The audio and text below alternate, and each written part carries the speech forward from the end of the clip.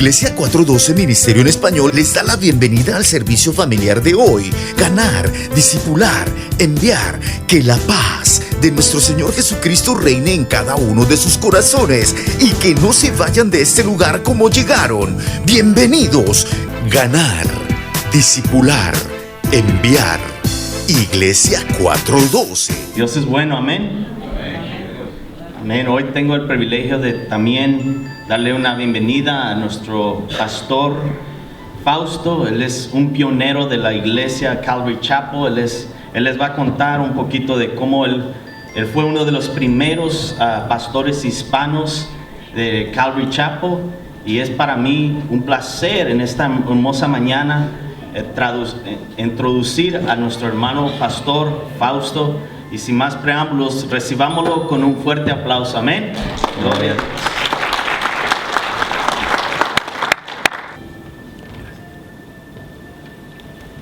Muy buenos días, es una alegría siempre el tener la oportunidad de compartir con ustedes y juntos decirle al Señor que estamos listos para que Él haga una obra grande. Una de las cosas que he estado orando es que el Señor hable a nuestros corazones. ¿Cuántos quieren que el Señor les hable en esta mañana? Sin duda, una de las cosas más grandes y maravillosas en nuestras vidas, y más aún siendo cristianos, es el que Dios nos hable al corazón. Y el Señor desea hacerlo siempre. Somos nosotros los que a veces estamos distraídos o estamos pensando en otras cosas, y son muchas las cosas que a veces nos desvían del propósito del Señor. El día de hoy quiero compartir con ustedes un mensaje que creo yo es muy pertinente a nosotros, a nuestro tiempo, a nuestra época, a nuestras circunstancias. Y quiero mencionarles que voy a estar compartiendo acerca de cómo vencer la flojera y el desánimo. Y esto viene a luz de que en la vida hay muchas tormentas. Y cuando uno se pone a pensar, ¿por qué me pasa esto? ¿Por qué me sucede esto otro? A veces hay muchas preguntas que quedan sin responderlas. Yo cuando vine aquí a Estados Unidos tenía 16 años de edad. Yo no conocía al Señor en forma personal, sino que yo era como muchos venimos, ¿verdad?, de un trasfondo religioso, ¿verdad?, de la religión que nos inculca desde niños. Y vamos a decir, era un poquito así inclinado a la religión, tenía respeto a Dios, iba a la misa y tenía respeto a los líderes de la iglesia y todo, pero no conocía al Señor en forma personal. Y cuando llegué a Estados Unidos, tenía 16 años, le dije, y una experiencia tremenda fue cuando me invitaron a reuniones en donde había muchos jóvenes. Y estos jóvenes estaban entusiasmados y estaban en fuego de amor ardiente. Y eso me llamó mucho la atención de inicio. Y segundo, cuando hubo música contemporánea con la cual me podía yo también relacionar. Y luego al final hubo un mensaje directo, claro, de la palabra de Dios, del amor de Dios. Y yo sin darme cuenta lo que sucedió fue que mi corazón comenzó a palpitar fuerte. Y cuando me vine a dar cuenta estaba lleno de lágrimas. Y había caminado desde el lugar de asiento donde estaba hacia el frente. Y cuando me doy cuenta de eso, creí que estaba yo ahí solo como un loco, pero no, había muchos otros más, porque la palabra de Dios había hecho el efecto de tocar el corazón y de traernos a Jesucristo. ¿Cuántos saben de lo que estoy hablando, verdad? Amén. Es porque la obra del Espíritu Santo. Y entonces, como decía nuestro pastor Moisés, la iglesia Calvary Chapel es un movimiento del poder de Dios, de la palabra del Señor. En ese tiempo no había ministerio en español, todo era en inglés, eran los jóvenes hippies que se están convirtiendo al evangelio. Yo como joven y medio hippie también tienen que usar un poquito su imaginación. Yo era bien delgadito y tenía mucho pelo curly también. Hay que usar la imaginación. ¿Cómo sería? Bueno, hace más de 39 años. Entonces, el tiempo ha transcurrido y ha dejado sus estragos. Pero el tema es que, sí, yo tenía muchos deseos de alcanzar a mi familia en primer lugar. Y segundo, pues a mi gente, ¿no? A nuestra cultura, al hispano. Y sabiendo que yo soy peruano, pero habiendo muchos de México y de otros países en Estados Unidos, el poder saber cómo llegar a ellos. Mi primer deseo era volver al Perú, y Dios me concedió ese deseo de volver al Perú. Hemos más o menos implantado unas 18 iglesias allá en el Perú, haciendo esa obra, porque el Señor en su gracia me concedió ese deseo. Y luego también en México y en Centroamérica. Pero aquí en Estados Unidos una gran dificultad con el asunto de la idiosincrasia, muy diferente a nuestros países, ¿verdad? El pensamiento, la manera de hacer, de actuar. Así que entonces cuando el nombre Calvary Chapel significaba en español, traducido literalmente Capilla Calvario, se me hacía un poquito muy tipo religioso, tipo parroquial, y dije, ese nombre no me llama mucho, y por eso fue que le pusimos el nombre de El Camino, que está en la Biblia, los del camino, los que seguían a Jesús, el camino, la verdad y la vida. Y así como el caso de ustedes, ¿no? La iglesia 412, me encanta ese nombre, la verdad, lo he estado mencionando de quiera que yo voy, porque presenta el mensaje, claro, el mismo nombre de la iglesia, y en sí lo que es, entonces, es el movimiento de Dios, el movimiento de la palabra de Dios, y en nuestro idioma, en español, y lo que lo caracteriza es el hecho de empezar a estudiar la Biblia. Yo tenía ya 18 años, 2 años de estar entrenado bajo mi pastor Chuck Smith, Raúl Ríos, Greg Glory, y entonces resulta ser de que tenía el deseo de servir al Señor en mi país, pero mi pastor me dijo, ven, mejor entrénate aquí y empiezo a ministerio en español. Y entonces con 8 personas ancianitas empezamos. Acuérdense, yo era medio hippie, ¿verdad? Pelo largo, delgadito, con mi guitarra al hombro, y había 8 ancianitos que habían llegado porque eran las abuelitas y las mamás de los americanos o mexicoamericanos que llegaban al servicio de inglés, y nos dieron un cuartito en donde empezar en español. Pero ese grupo rápidamente creció. Empecé a enseñar Primera de Juan, capítulo 1, versículo 1, y así cada domingo paulatinamente, y en la semana empecé el Evangelio según San Juan, y la palabra de Dios fue la que hizo el crecimiento. Así que yo les animo con estas palabras a que ustedes sean fieles al Señor a través de su palabra, y todos juntos unánimes el saber que la iglesia a 412, una iglesia con gran potencial. Yo cuando vine aquí el año pasado, Pastor Moisés, y vi este auditorio, dije yo, qué tremenda bendición que Dios les ha dado. Hay lugares donde uno quisiera encontrar un auditorio como este, y ustedes lo tienen. ¿Cuánto le dan gracias a Dios con un fuerte aplauso por este lugar? Es una provisión de Dios muy linda, hermano. Y creo que con el privilegio siempre se acompaña lo que es la responsabilidad. Entonces tenemos una responsabilidad como iglesia hispana, y mi corazón me late de veras el deseo de apoyar a vuestro pastor Moisés. He visto su corazón, su deseo de servir al Señor y capturar esta visión del Señor, igualmente nuestros hermanos que dirigen la alabanza y todos ustedes en particular, porque en sí tener pasión y deseo es muy importante. Pero a eso hay que adherirle también el esfuerzo de todo un corazón que se entrega. Cuando yo empecé en el ministerio, yo no me daba cuenta, era joven, era adolescente, y estaba dedicado 150% al ministerio. Y había personas que decían, Fausto, cómo Dios te ha bendecido y esto. Y yo no me imaginaba de cuánto era mi devoción o mi entrega o mi esfuerzo, sino yo pensaba simplemente en que es la palabra de Dios, amo su palabra y la comparto. Es todo lo que yo hacía, y en efecto así es. Porque aún añadido a todo lo que nosotros podamos hacer, necesitamos lo que es lo sobrenatural. Y cuando tú haces todo lo que tú puedes hacer en tu esfuerzo, en tu deseo, con tu pasión humana, entonces llegas a un punto en que está al límite, ya no puedes ir más, ya hiciste todo. Ahora es cuando el Señor obra sobrenaturalmente. ¿Cuántos creemos en milagros? Amén.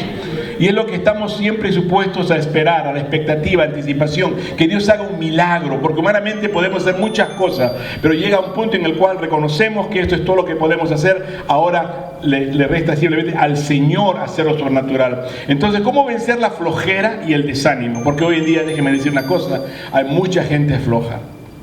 Y no mira que está sentado a su lado, pero veo que le está echando ojitos aquí así, ¿no? O está pensando en alguien más, si tal persona un flojonazo, bien flojo que es del otro. Y también está el desánimo, porque quizá has empezado con muchas ganas, pero el desánimo te ha ido ganando porque han habido trabas, dificultades y situaciones adversas, y uno tiene que saber cómo superar la flojera y cómo superar el desánimo. Me estaba acordando esta mañana de Jaimito. Jaimito es de esos típicos jóvenes desanimados y flojonazos también. Y medio gordito, pues, porque pues no hacía ejercicio, nada, estaba bien sentado en la televisión y hacer simplemente sus juegos de computador y todo. Y la mamá era madre soltera, esforzada, sacrificada. Y la mamá todo le daba a Jaimito, todo lo que pidiera, abría la boca, ¡ay, ahí está Jaimito, mi Jaimito! Porque pues sentía mal, ¿no? De que no tenía un esposo, no tenía un padre para su hijo, etc. Y son situaciones que son la realidad para mucha gente. El tema es que Jaimito estaba bien sentadote ahí con su computadora y haciendo sus cosas. ¡Mamá!, le decía.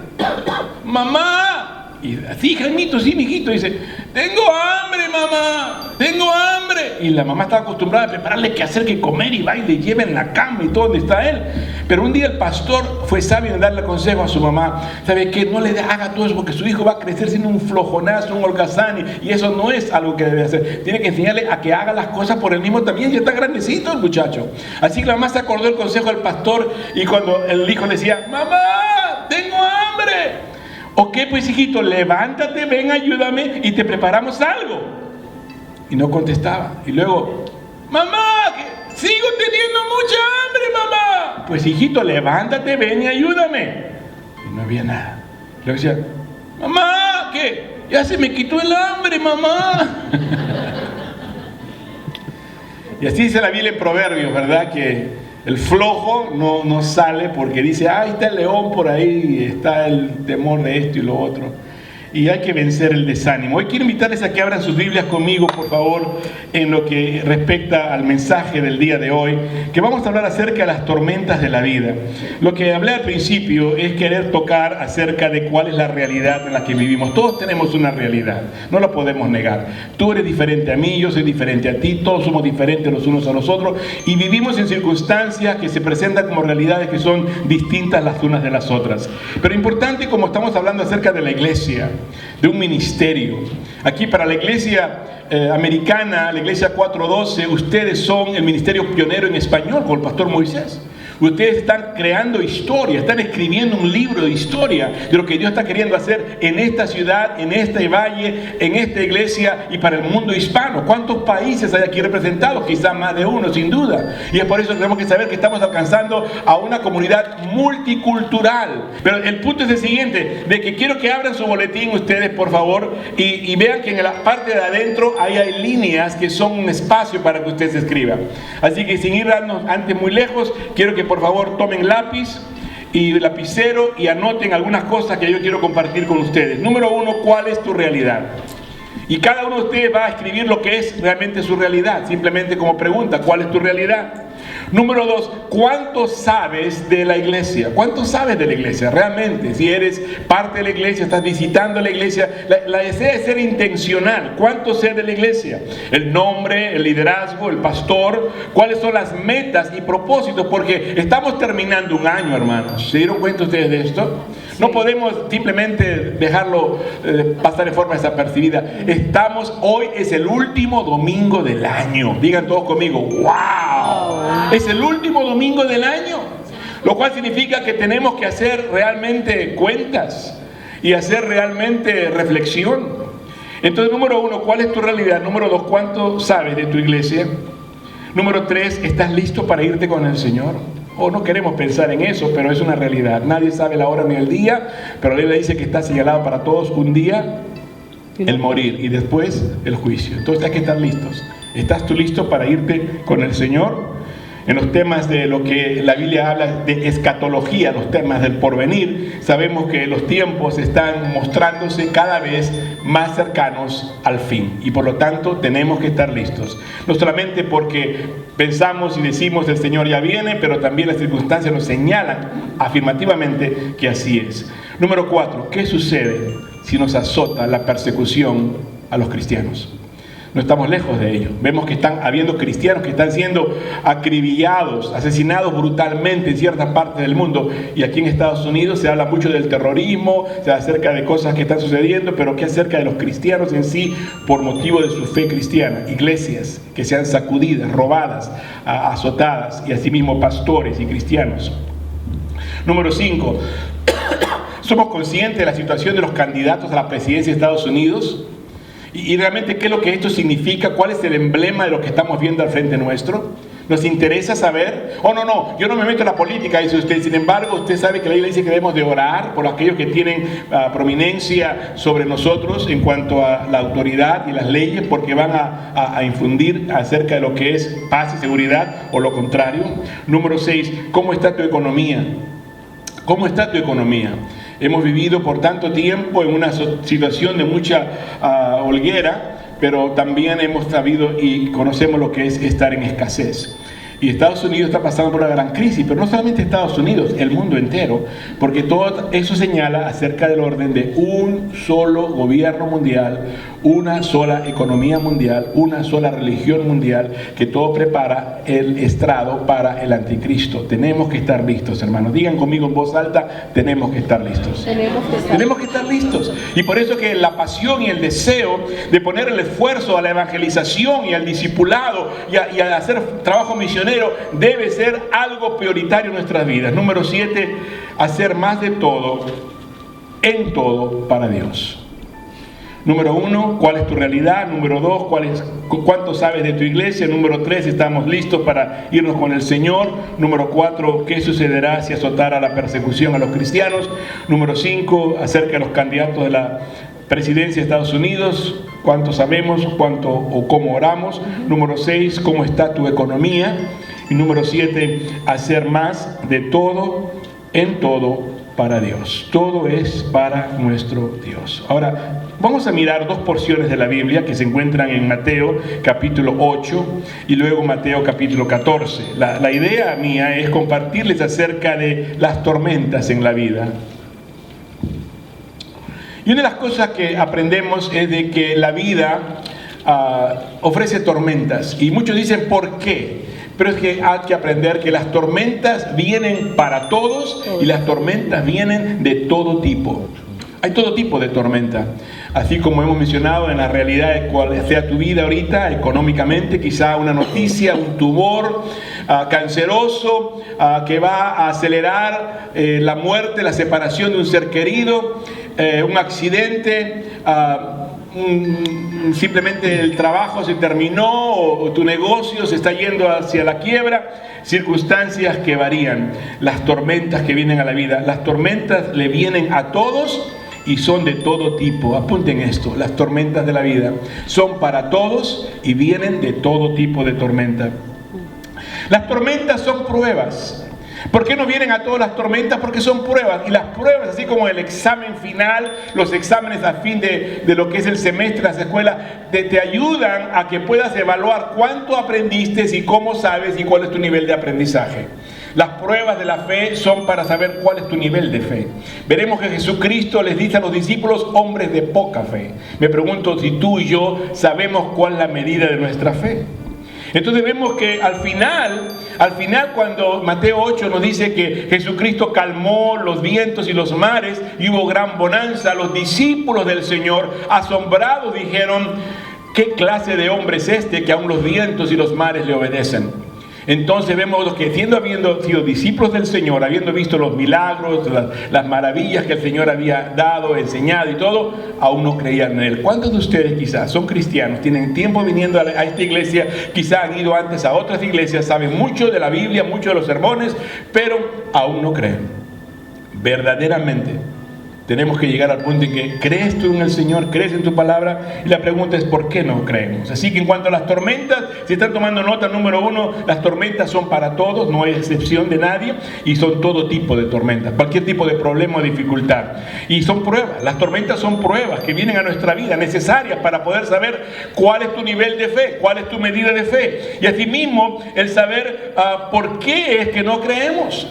¿Has visto al Señor obrar? ¿Ha hecho el Señor milagros en tu vida? Entonces, ¿por qué dudas? ¿Por qué temes? ¿Por qué no crees? Así que si tienen su Biblia abierta en Mateo capítulo 8, vamos a leer del 23 al 27 y luego vamos a orar para dar inicio a la palabra. Mateo 8, 23 al 27. Y entrando él en la barca, hablando de Jesús, sus discípulos le siguieron. Y aquí que se levantó en el mar una tempestad tan grande que las olas cubrían la barca, pero él dormía. Y vinieron sus discípulos y le despertaron diciendo, Señor, sálvanos, que perecemos. Él les dijo, ¿por qué teméis, hombres de poca fe? Entonces levantándose reprendió a los vientos y al mar y se hizo gran bonanza, diciendo, ¿qué hombre es este? Que aún los vientos y el mar le obedecen. ¿Podrían leer conmigo todos juntos en voz alta el versículo 27? Por favor, me ayudan todos juntos. ¿Cómo dice? Y los hombres se maravillaron diciendo, bien fuerte, todos digan, ¿qué hombre es este? Que aún los vientos y el mar le obedecen. Me acompañan a orar. Señor, ayúdanos a saber qué clase de hombre realmente eres tú. El Hijo del Hombre, el Hijo de Dios. del Dios Altísimo, del Dios Todopoderoso. Y que nosotros estamos aquí reunidos, Señor, en la iglesia hispana de 412, hablando acerca de la importancia de ganar almas, discipular almas y enviar almas para cumplir con la gran comisión. Señor, te doy gracias por esta iglesia, gracias por la visión, gracias, Señor, por el deseo. Permite ahora que todos nosotros seamos parte del desarrollo, del crecimiento de esta obra que tú en tu divina voluntad has permitido que exista. Gracias por los pastores, Señor, que tú has puesto al frente aquí, Señor. No solamente en inglés, pero también en español. Yo te ruego tu bendición sobre sus vidas, sus familias, sus hijos, sus trabajos. Y todo lo que ellos hagan para ti, Señor, sea acompañado de tu bendición. Y por todas las personas que acudan a estas reuniones, Señor, el día de hoy, a los que estamos aquí, a los que hayan de oír este mensaje también, si se está grabando, Señor, que tu palabra llegue a cada corazón, alimente, edifique y solidifique, Señor, nuestra confianza en ti. Te damos toda la gloria y la honra en el nombre de Jesucristo, y todos juntos decimos amén. Amén. Entonces, aprendemos aquí en Mateo capítulo 8 acerca de lo que es haber entrado a la barca con Jesús. Tú y yo empezamos con Jesús. Él está con nosotros. Y mientras que el Señor esté con nosotros, pues estamos seguros, porque dice, Él estará con nosotros todos los días hasta el fin del mundo. ¿Cuántos lo creen y dicen amén? Amén. Y de repente dice usted, pero si ahora soy cristiano, yo voy a la iglesia, ¿por qué me sucede esto? ¿O por qué me vino esta dificultad o esta problemática? Miren versículo 24, y he aquí que se levantó en el mar una tempestad tan grande que las olas cubrían la barca. De repente los problemas son grandes, hermano. Más grande de lo que tú puedas hacer por librar esta situación. Y es porque el Señor quiere que tú experimentes y sepas que Él está contigo. Y si Dios con nosotros, ¿quién contra nosotros?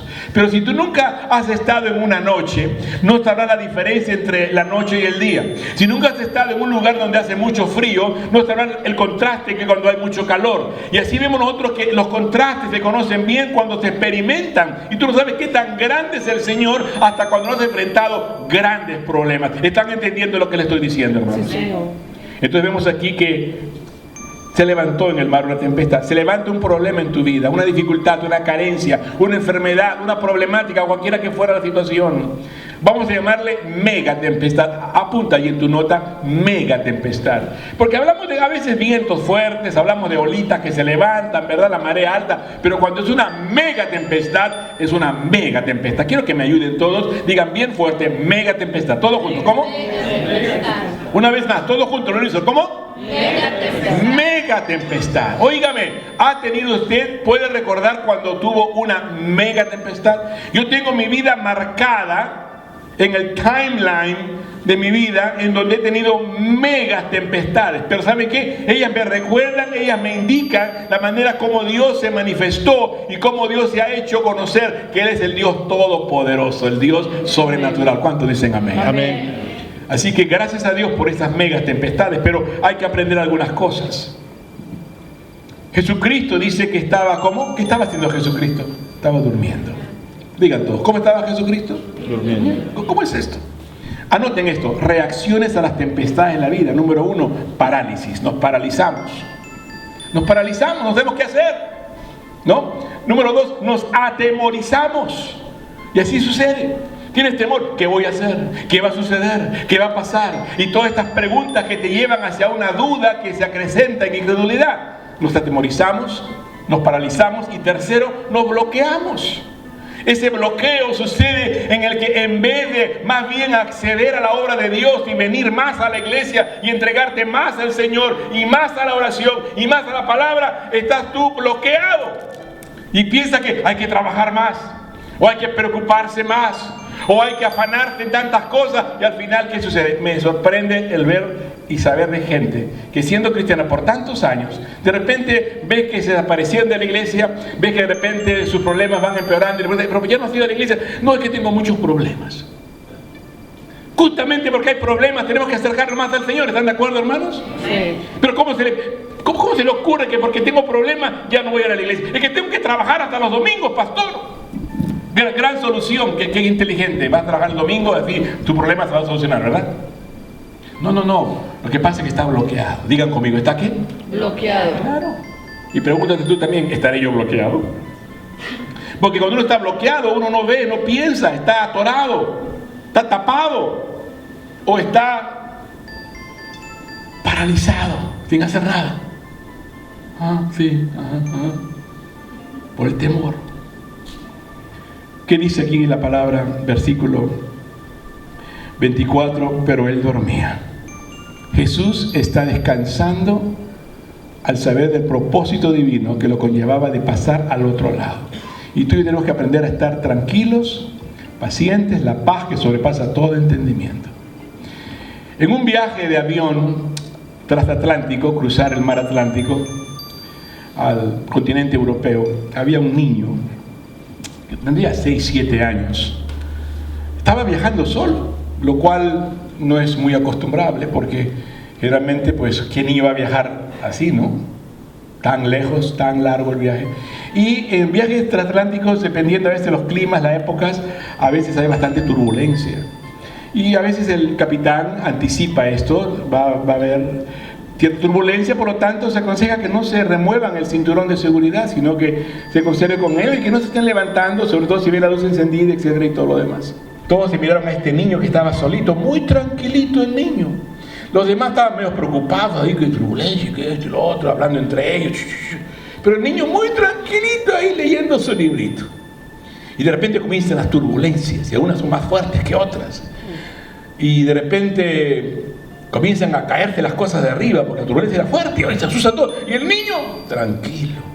Estos no pudieron aguantarse más la curiosidad. Oiga, niño, ¿usted no está asustado? Mira, turbulencia, ¿no tienes miedo? Él le dijo, no. ¿Pero cómo? ¿Estás solito? No. ¿Cómo? ¿Yo te veo solito? No, dice. No estoy solito. Mi papá está en el avión. Oh, sí. ¿Y quién es tu papá? Es el capitán piloto del avión. Y él me dijo, papito, va a haber turbulencia, no te preocupes, acuérdate de quién está conduciendo el avión.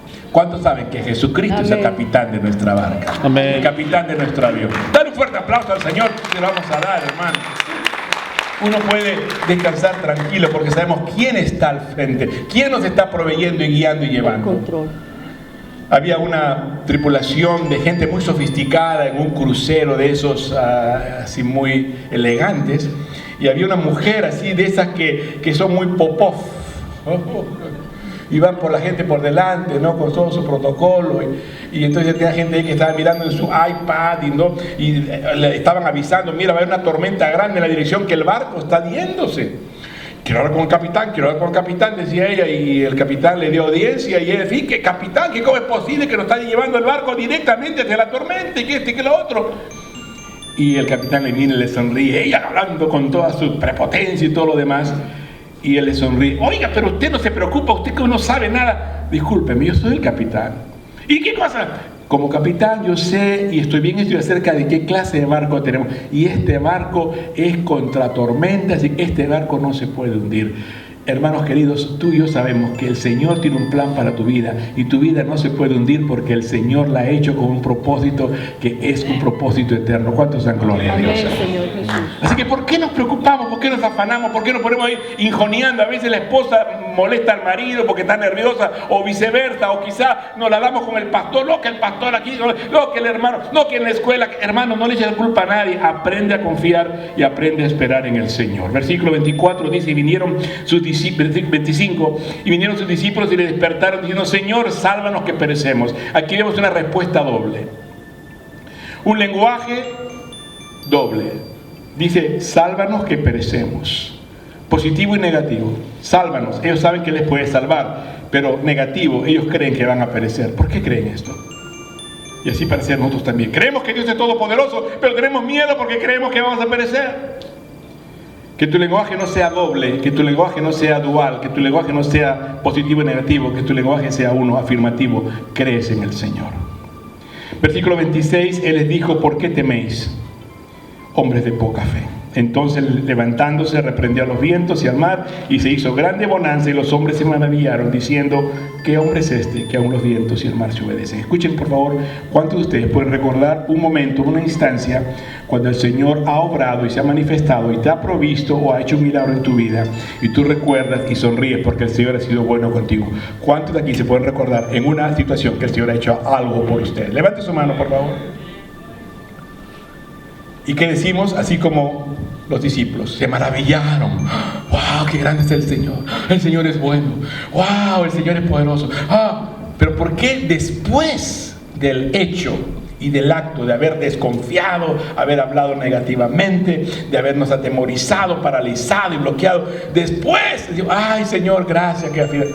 ¿No sería más lindo desde un principio, aún en la tormenta, creer y saber que el Señor nos va a salvar? ¿Cuántos creen que el Señor salva? Amén. Sí, Señor. Entonces luego dice el siguiente versículo: y los hombres, verso 27, se maravillaron diciendo: ¿qué hombre es este que aun los vientos y el mar le obedecen? ¿Tú sabes qué clase de hombre es él? ¿Conoces a Jesucristo en forma personal? Les decía mi testimonio, yo era cristiano de nombre, yo era cristiano por derecho de religión, pero no conocía al Señor en forma personal. Cuando le conocí, mi vida cambió radicalmente. Yo me pregunto si tú le has conocido al Señor de manera que tu vida tenga un cambio radical, una conversión más que un convencimiento, una conversión, un cambio de adentro hacia afuera.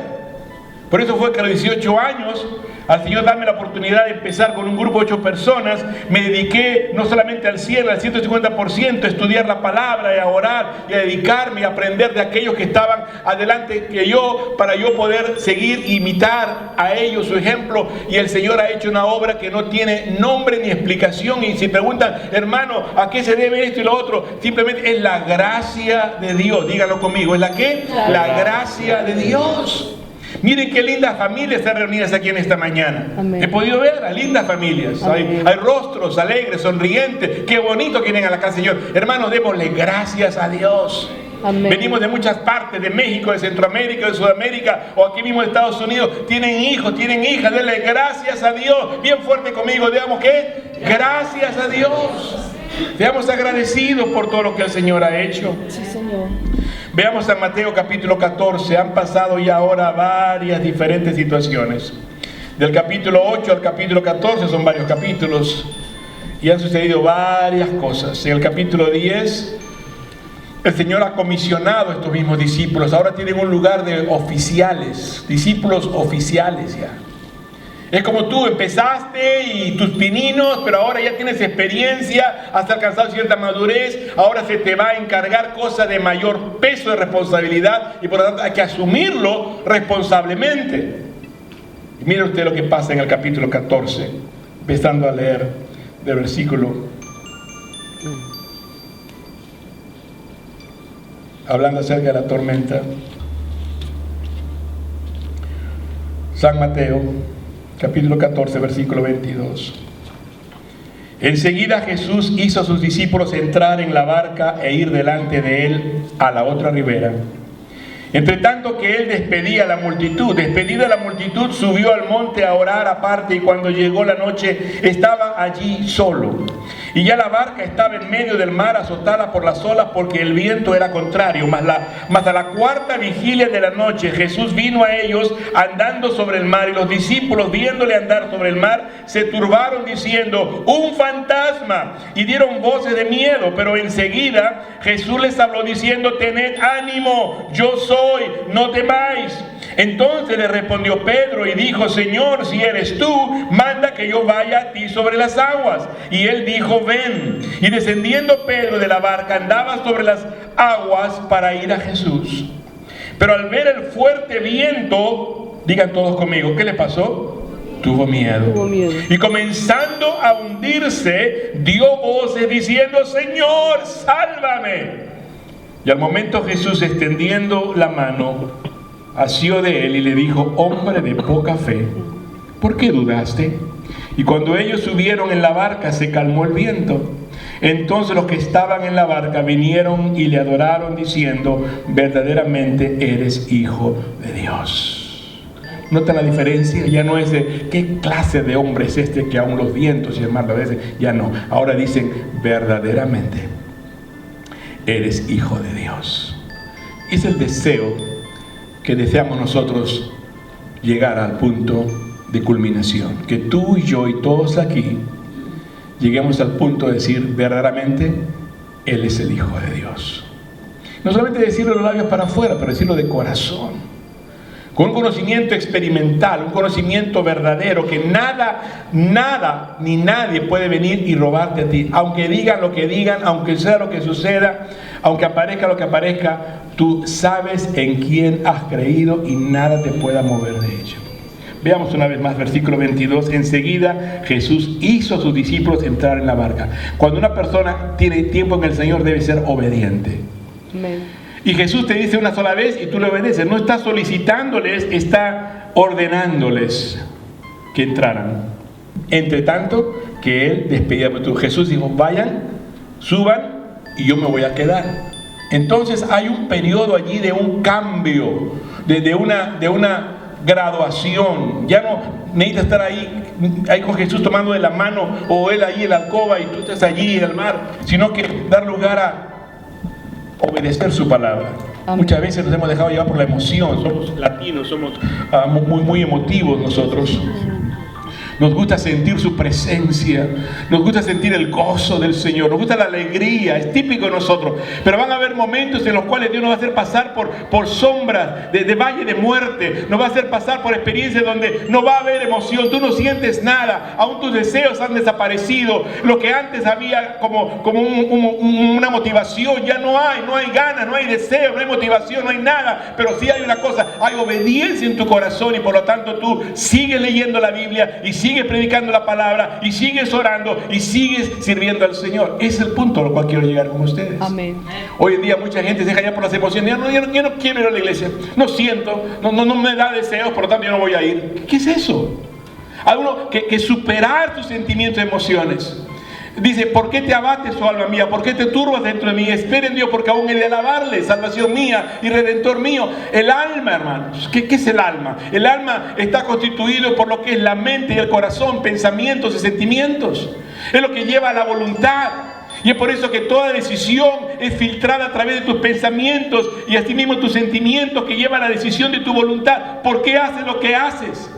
¿Por qué reaccionas de esta manera? Por eso dice, a tu alma hay que hablarle, porque tu alma tiene que estar sumisa al Espíritu de Dios. Dios no creó espíritu, alma y cuerpo. El alma que pecare morirá. Espiritualmente estamos muertos y ahora se ha invertido, es el cuerpo primero. ¿Cómo me siento? ¿Cómo me veo? ¿Qué como? ¿Qué no como? Mi dieta y todo lo demás, el cuerpo. Y luego el alma, la mente, estar tranquilo, no tener problemas, la conciencia tranquila. No, ahora es el Espíritu de Dios el que reina. Y cuando nuestro espíritu que ha sido avivado, hemos sido trasladados del reino de Satanás al reino de su amado Hijo Jesús, ahora el espíritu nuestro se somete al Espíritu de Dios. El Amén. Espíritu de Dios da testimonio a nuestro espíritu que somos hijos de Dios. La diferencia entre los hijos del diablo y los hijos de Dios, los hijos de luz, los hijos de las tinieblas. Amén. Y así hemos de entender nosotros lo que la Biblia nos enseña.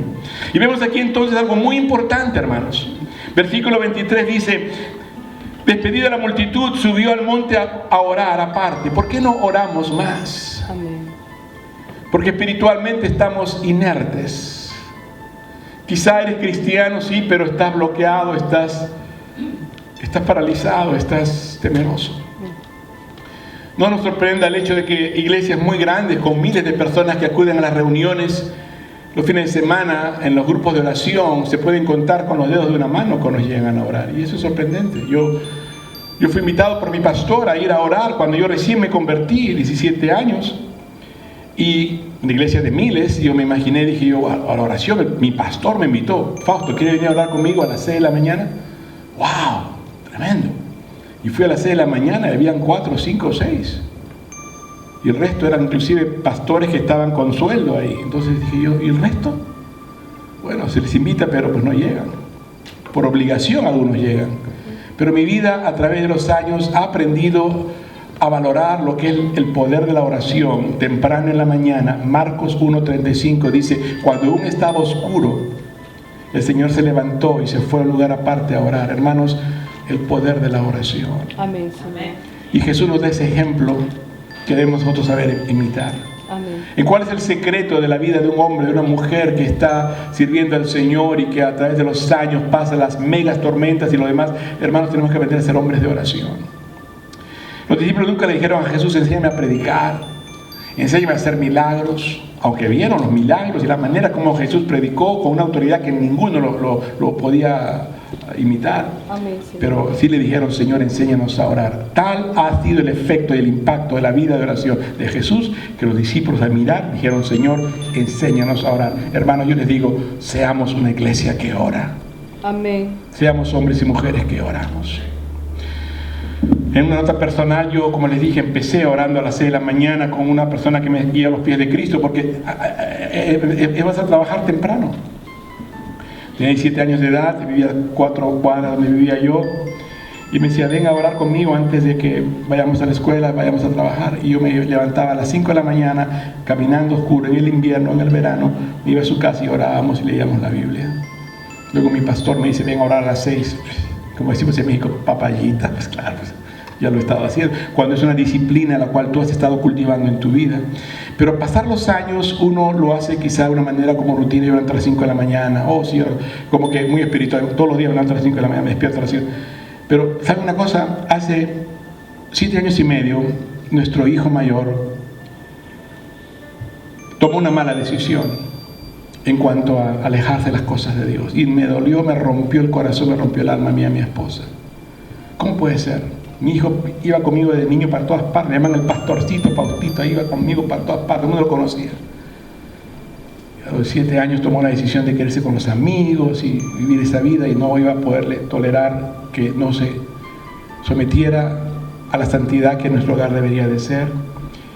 Pero mi esposa sufrió tanto, al igual que yo, pero más sufre una madre. ¿Cuántas madres? Aquí levanten su mano las madres, ¿verdad? Wow, es inigualable el amor de una madre abnegada, sufrida. El hombre quizás también, pero no tanto como la mujer. Me acuerdo una ocasión, eran como las 2, 3 de la mañana. Me levanto porque había tomado mucha agua, me levanto para ir al baño, y en eso me sorprende que mi esposa no esté en la cama. Yo digo: no puede ser el rapto, porque ¿qué hago yo aquí entonces? Así que me pongo a buscar a mi esposa.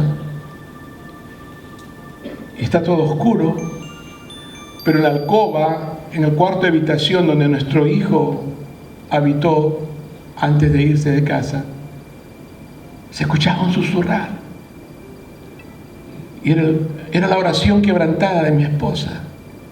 Amén. Y me asomo y veo en la puerta la sombra de mi esposa, allí de rodillas clamando a Dios: Señor, te ruego por nuestro hijo, protégelo, cuídalo, Señor. Sabemos que está con tu protección, pero Señor, tú sabes cómo se sintió. Y estaba orando y mi corazón por dentro se derretía. ¿Qué iba a hacer yo? Que acercarme a ella y doblarme al lado de ella, a mis rodillas, y orar también. Dios rompe esas rutinas. Oración a las 5 de la mañana, sí, pero ahora no eran las 5, eran las 2, 3 de la mañana. ¿Por qué? O es cuando mi esposa se despierta a medianoche y está orando porque siente una palpitada, algo. Oremos por nuestro hijo, y nos levantamos y comenzamos a orar. Hermanos, es confiar, es orar, es esperar, es recordar las promesas del Señor. ¿Cuánto dicen amén? Amén. Amén. Dice así en el versículo 23: desde día la multitud subió al monte a orar aparte, y cuando llegó la noche estaba allí solo. Y ya la barca estaba en medio del mar, azotada por las olas, porque el viento era contrario. Es una mega tormenta. Digan todos conmigo, verso 24, mega tormenta. Díganlo todos, ¿cómo? Mega tormenta. Verso 25, más a la cuarta vigilia, es la parte más densa, la oscuridad de la noche. A la cuarta vigilia de la noche, Jesús vino a ellos andando sobre el mar. Es cuando está lo más oscuro de la noche, cuando está el momento más negro, más duro de tu vida, cuando el Señor se ha de aparecer contigo. Amén. Mas a la cuarta vigilia de la noche Jesús vino a ellos andando sobre el mar. Y los discípulos, viéndole andar sobre el mar, se turbaron, diciendo: un fantasma. Acuérdense, en la tormenta uno está bloqueado, está paralizado, está atemorizado y no ve bien las cosas, no recapacita, no percibe las cosas. Y es por eso que tú no te debes de enojar con aquella persona que está turbada y que te trata mal, o que habla en forma arisca o te contesta mal. ¿Y qué pasa con este hermanito pobrecito, está pasando una tormenta y tiene que entender que es el Señor el que le va a librar, ¿verdad? Amén. Hay gente que golpea, que manotea, así como una persona que está ahogándose, golpea, te acerca a lo que está ahogándose y te va a dar un manotazo. Pero no porque quiera dar un manotazo, porque está desesperado. Hay gente en la iglesia, en la casa, en el hogar, en el trabajo, gente está desesperada. Y somos víctimas a veces de que el manotazo que alguien nos va a dar, pero no lo tome como: ¿qué me pasó? Un golpeazo aquí en la cara. No, pues límpiate, sóbate y ve a ayudarle a esta persona, se está ahogando. Ellos dijeron: es un fantasma. Pero miren, el Señor dice: tener ánimo, yo soy, no temáis. Entonces, verso 28, le respondió Pedro y dijo: Señor, si eres tú, manda que yo vaya a ti sobre las aguas. Y le dijo: ven. Y descendiendo Pedro de la barca, andaba sobre las aguas para ir a Jesús. Pero al ver el fuerte viento tuvo miedo y, comenzando a hundirse, dio voces diciendo: Señor, sálvame. Ya no hay un doble lenguaje. Sálvame que me estoy hundiendo, o sálvame que me estoy ahogando. Simplemente sálvame. Pedro aprendió algo. Tú también. El Señor salva. ¿Cuántos creen que el Señor te puede salvar de esta tormenta? Amén. Y miren ustedes, versículo 30, pero al ver el fuerte viento tuvo miedo. Pedro quitó la mirada de Jesús y la puso en las circunstancias. Así me pasa a ti y a mí. Quitamos los ojos de Jesús, dejamos de leer la Biblia, dejamos de orar, ponemos las circunstancias, el dinero, la falta de trabajo, la enfermedad, las dificultades, los problemas. ¿Y qué? Nos hundimos. Pero luego clama al Señor: Señor, sálvame, Señor, ayúdame. Hoy, esta mañana, queremos decirle: Señor, ayúdanos. Verso 31 dice: al momento Jesús, extendiendo la mano, asió de él y le dijo: hombre de poca fe, ¿por qué dudaste? El Señor no nos va a dejar que nos ahoguemos. Él nos va a tomar de la mano que le demos, que le extendamos, y Él nos va a levantar por encima de las circunstancias. ¿Cuántos dicen amén? Amén.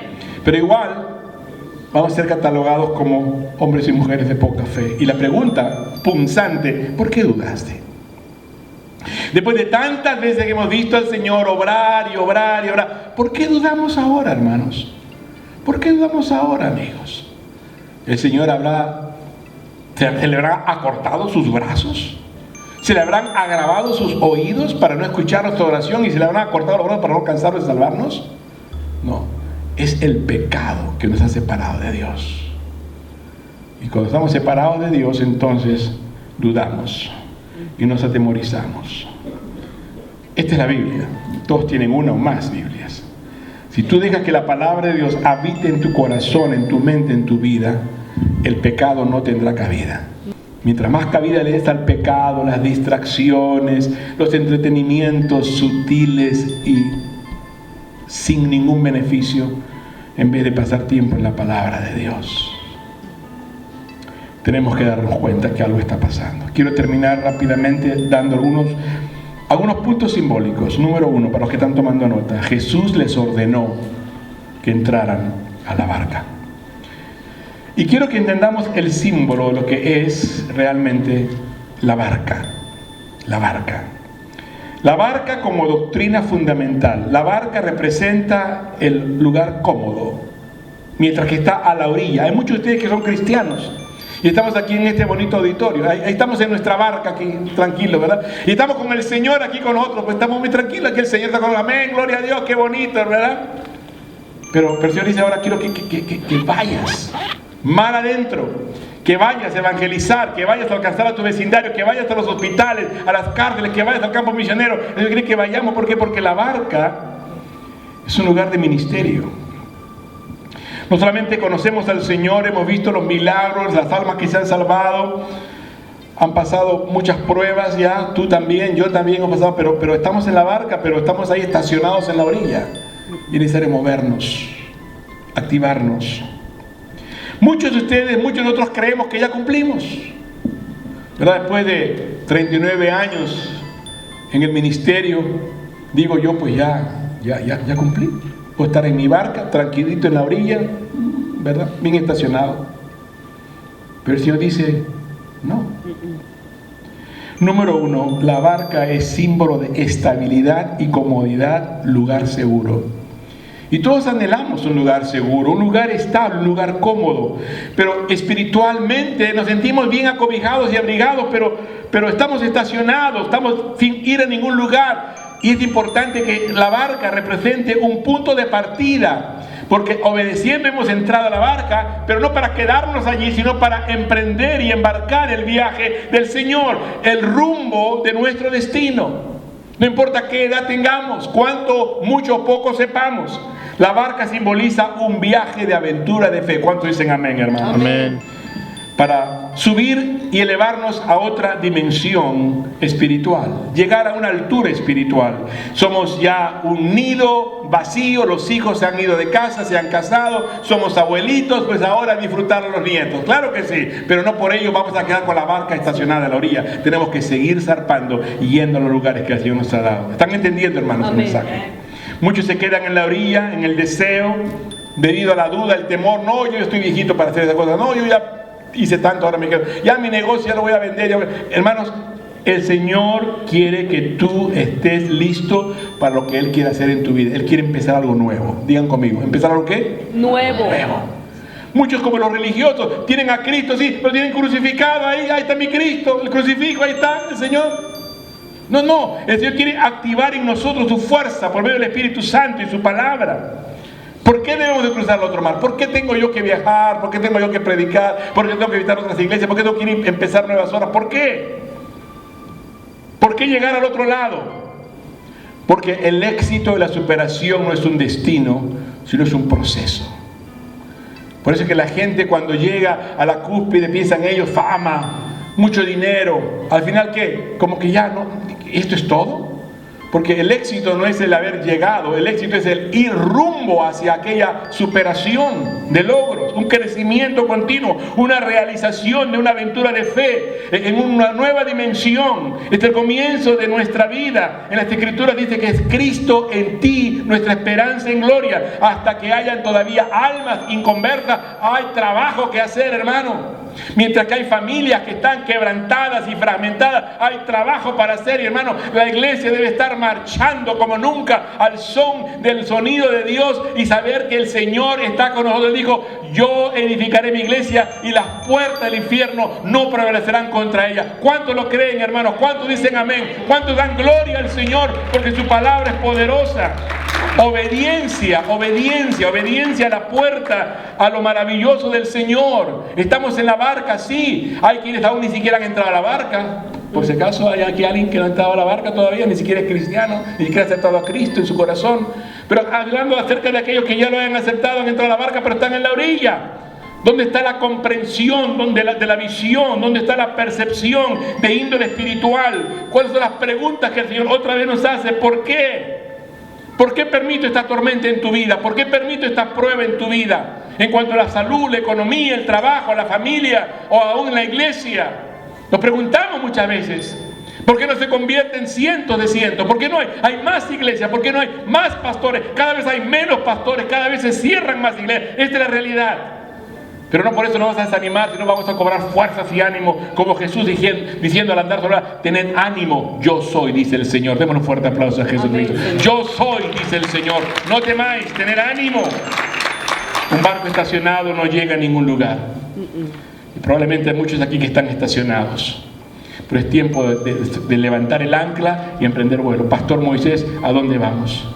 Pastor Moisés, aquí estamos para apoyar. Ese es el corazón que debe de haber. No solamente estar contentos porque estamos en la barca, qué bonito. Pero hemos de salirnos de la orilla y espiritualmente dar lugar a la embarcada. Una ancianita dice, yo estoy bien. Ah, la hermanita siempre está bien, pero no le dejan que termine. Como está viejita, habla lento. Digo, hermanita, ¿cómo está? Yo estoy bien. Ah, qué bueno, está bien. Bien. Y una persona le dijo, bien, ¿verdad? Bien amolada. Déjela terminar. Pobrecita, la dejan terminar de responder a la hermana. Y muchos hermanos también igual. ¿Cómo estás? Bien, bien, bien. Bien amolado. Pero no dejan terminar de decir la verdad. La vida es importante de principio a fin. Amén. En las iglesias hispanas hay muchas personas ancianas. Dicen proverbios que la gloria del joven es su fuerza, pero la hermosura del anciano es su vejez. Así que, hermanos queridos, no demos lugar a querer esconder las canas. Y si cuántos tiene, no se pregunta eso, hermano, qué indiscreto, usted no me pregunte la edad. Hermano, qué dicha el vivir 70, 80. El otro día celebramos el cumpleaños de una ancianita que es pionera, miembro, fundadora de nuestra iglesia. Cumplió 95 años de edad, 90, Liliana. Un fuerte aplauso, hermanos, para el menor.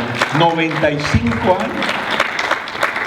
Y dice, Pastor Fausto, yo siempre oro por usted, para que ese mismo fuego, ese mismo amor, cuando yo lo conocí, que tenía 18 años, usted siga predicando, pastor, que las tormentas de la vida no le moleste, que los problemitas, ni los hermanitos, ni lo que le... Usted siga predicando. Esta viejita de 95 años me da tanto ánimo, hermanos, y ella ora por mí. Así que usted no piense, ancianita, que yo estoy viejito. Usted ore por su pastor, ore por los niños, ore por los servidores, porque la oración tiene poder. La oración de intercesión es un ministerio. El ministerio de ministerios es el ministerio de la oración. Amén. Nuevas oportunidades, nuevas perspectivas, nuevas expectativas. Hermanos, ¿qué hará el Señor cuando tú te decidas a entrar a la barca y a emprender ese viaje al otro lado de la ribera? Victoria espiritual, ir de triunfo en Cristo Jesús. Para terminar, hermanos, anoten 4 cosas resumiendo la realización del potencial que hay en tu vida. Número 1, entrar en la barca. Número 2, partir rumbo al otro lado. Partir rumbo al otro lado. Número 3, hacerlo en fe y obediencia. Hacerlo en fe y obediencia, en medio del temor y la duda. Debemos de hacerlo sin cuestionamientos, sin miedos, pero lanzado a la aventura de fe. Número 4, creer en la noche.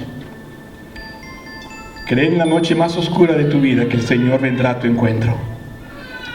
O en la noche más oscura, cuando más problemas puedan haber, el Señor vendrá a tu encuentro. ¿Cuántos dicen amén, hermano? Amén. Como aplicación, no puedes ver la oportunidad en medio de la tormenta, pero debes creer que está la oportunidad en medio de la tormenta. La tormenta no te permite ver, pero sabes que detrás de la tormenta viene la calma. Amén. Elías estuvo deprimido al punto de querer morir. Aprender a caminar no era fácil, pero saber que alguien está orando por él, el Señor estuvo hablándole a través de un susurrar despacito. Versículo 31, hermanos, el Señor no te soltará, verá su mano, te tomará de la tuya. ¿Cuál es la clave? La clave es el enfoque. Anoten, la clave es el enfoque. La diferencia entre caminar entre las circunstancias, desilusiones, la iglesia, la familia, las personas, según el enfoque, todo como lo mires. Yo doy gracias a Dios por las personas problemáticas en la iglesia. ¿Por qué? Porque me conducen más a la oración. Amén. Da alegría cuando gente viene y se adhiere a la iglesia. Y decimos, da tristeza cuando la gente se va de la iglesia. No, démosle gracias a Dios porque en todas las circunstancias, los que vienen como los que van, todos causan alegría. ¿Por qué? Porque es una nueva oportunidad para orar más y para ver lo que el Señor va a hacer. ¿Cuántos dicen amén? Amén. El arca de Noé, la tormenta, la resistencia, la perseverancia en medio de la presión. Imagínense cómo fue para Noé en el arca. No es para muchos fácil tampoco.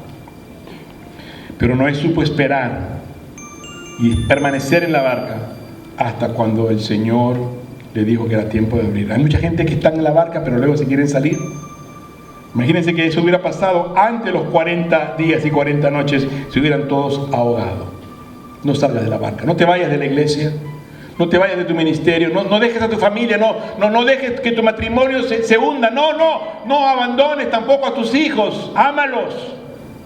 No, es que no lo aguanto, no soporto, ámalos. La expectativa de un nuevo capítulo, un nuevo comienzo, una aventura de fe.